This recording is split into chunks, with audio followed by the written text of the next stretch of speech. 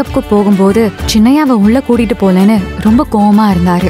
சின்னையா என் மேல உசரிய வச்சிருக்காரு, அதனால அவரு என் கூடவே இருக்கணும், இருந்தே ஆகணும்னு நான் டாக்டர் கிட்ட கெஞ்சினேன், கதறினேன். Stop it nonsense. இன்னொரு பக்கம் அந்த பஞ்சாயத்தும் சின்னையாவும் சந்திச்சுக்கிட்டதா துளசி சொன்னான். நீங்களும் எப்படி அந்த பஞ்சாயத்துக்கு முன்னாடி போக முடியும்? நீங்க போனாலும் உங்களை பார்த்துட்டு இதுதான் துளசின்னு அவன் சொல்லிடுவான்ல. நிலைமைய சமாளிக்க மூஞ்சியை மறைச்சிட்டு சின்னையாவை ஃபாலோ பண்ணும்.